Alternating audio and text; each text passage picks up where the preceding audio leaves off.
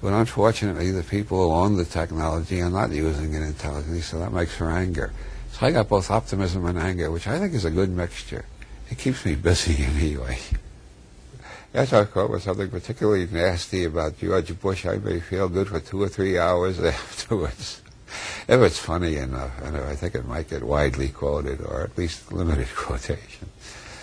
Colin Wilson, who I met a few times, we're not related despite the same last names.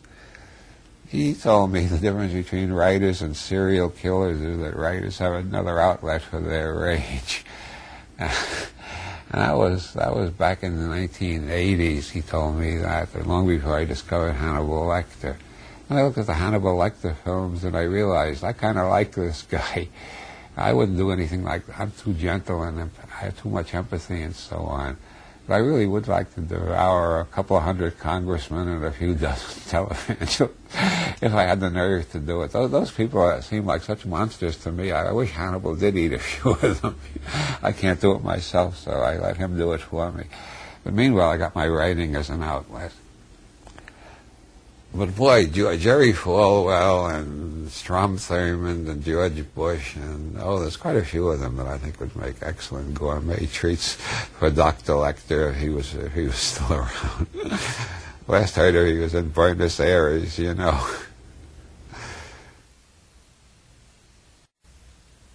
Why is the war on some drugs such a central political concern for you?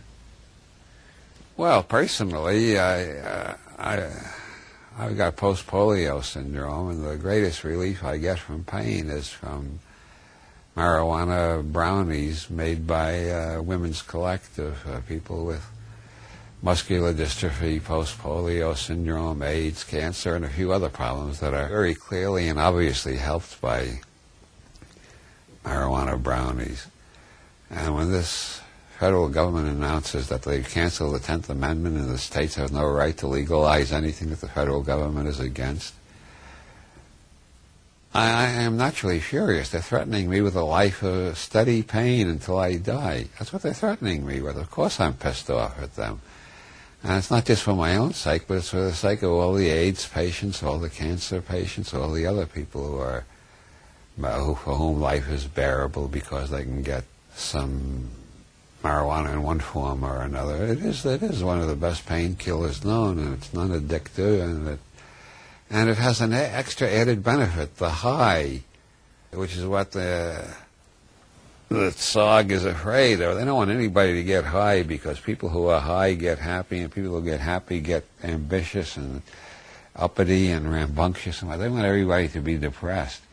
But the high is part of the cure. I think every goddamn disease in the world is improved by feeling happy and good. And any compound that not only relieves pain but makes you feel happy and cheerful and think of funny things is helping you cure.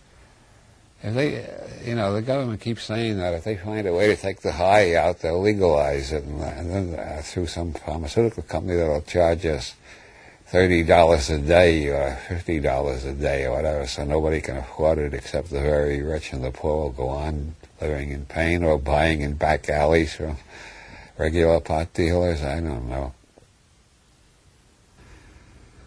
When my mother was dying, I kept thinking, I wish I could figure out a way to turn her on to pot. It would do her a lot of good. I never could think of a way to approach the subject. Sometimes I rebuke myself for not being a little braver about that. But she was born in 1890. How the hell could she adjust to that? If a doctor doesn't prescribe it, it must be something fishy with it. So I guess there was no sense trying. But I really think, in general, for all the diseases of old age, I would recommend marijuana for all of them. Because even if it doesn't cure what's wrong with you, you'll have a couple of good laughs, you'll feel more cheerful, and that'll boost the immune system. Feeling cheerful boosts the immune system. That's why the high is curative. The high in pot boosts your immune system. Of course, they don't want us to have a strong immune system. They want us to be sick all the time so they can write more prescriptions for the addictive drugs. They make all their money out of the TSOG and the pharmacy corporations. Is TSOG a conspiracy book? Yeah, I've been writing about other people's conspiracy theories for 30 years or more. I decided to write my own conspiracy theory. Of course, I don't believe it. If I believed it, I'd become a fanatic. I just think it's the most plausible conspiracy theory so far, but that doesn't mean it's true. It just seems plausible to me. I'm sure it'll seem true to some people, and I don't mind that if they don't understand me any better than that. I put a contract at the beginning asking them to put everything in the maybe state, but they're going to put it in the yes state. Well, okay. That means more people who are leery about the government. I think the more people who are nervous and leery about the government, the better. The more people trust the government, the more troubles we're going to have. The Founding Fathers didn't trust the government at all. They looked at it with profound suspicion.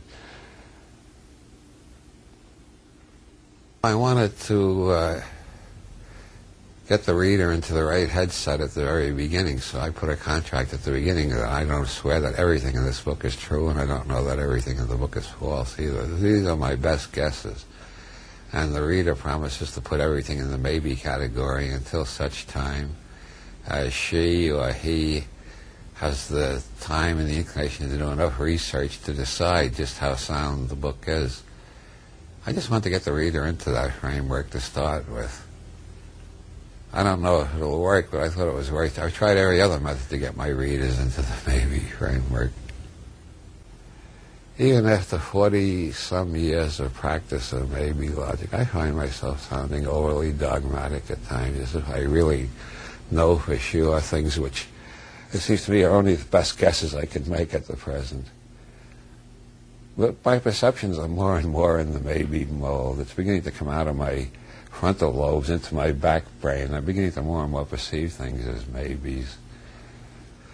Although, of course, the funny thing about maybe logic, your critics never notice that. I put things in maybe terms, and I notice almost all the really negative criticism I get is by people who assume because I'm not taking their stand, I must be taking the opposite stand. They have a yes-no logic. I put things in maybe. They assume that means I put it in either yes or no. They can't understand maybe at all.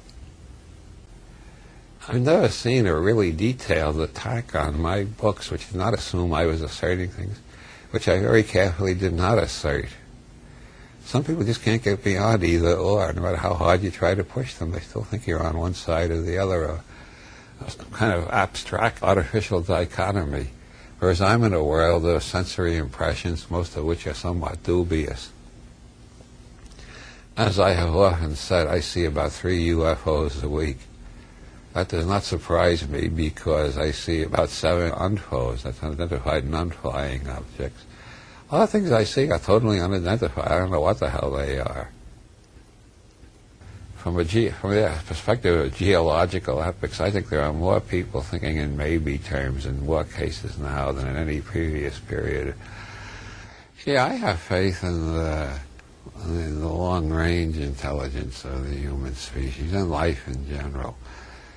When you consider how long life has been on this planet, and all this planet has been hit with in that time in the way of meteors, comets, earthquakes, plague, there are more species that became extinct before humanity arrived than have been extinguished by humanity, which is always a good thing to know so you don't feel too guilty about being human.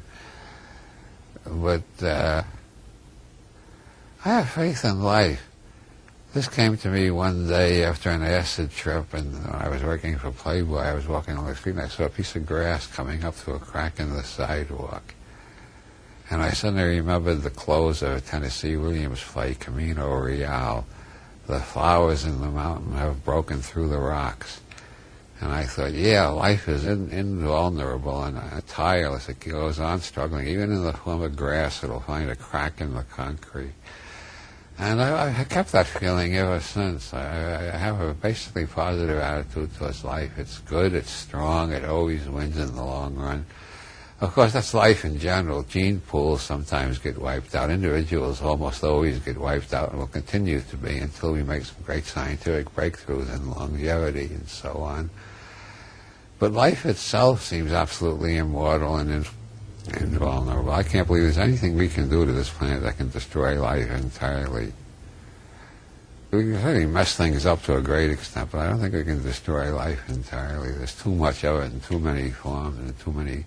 Hell, it's at the top of the Himalayas, it's down in the waters under Krakatoa, it's in the Antarctic. Life seems to have gotten everywhere. It just adapts. That's what Leary called DNA wisdom, and I'm inclined, I don't know whether it's DNA or something that uses the DNA as a receiver or transmitter, but whatever it is, I have great faith in it, but that's not a dogmatic faith. I'm not going to go around locking up people who say life was a mistake. Life is all wrong. Life is miserable. If they want to feel that way, let them feel that way.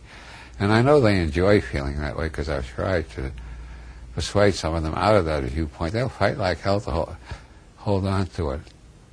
Pessimism and depression seem very closely allied to me. I can't hardly tell them apart. People who are in either state, depression or pessimism, they'll fight like hell to stay there. They don't want to come out.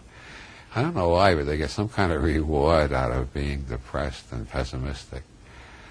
I think it makes them the most controversial person in the room. Maybe that's what they enjoy in it. I don't know. I don't see any point in it. TSOG is the result of my outrage, my horror, my grief, and my anger at the way the world has been going lately, and my continued optimism that maybe enough people can wake up on time to change the direction we're going in.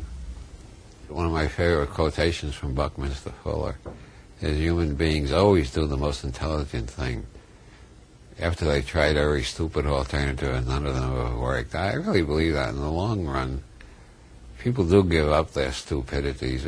Sometimes it takes a long, long, long time, but eventually they do give them up. Because after all, stupidity is like bumping into a wall all the time. After a while you get tired of it and you try to look the situation over and see if there's a doorway somewhere. I think most people eventually do look for the doorway and stop bumping into the wall.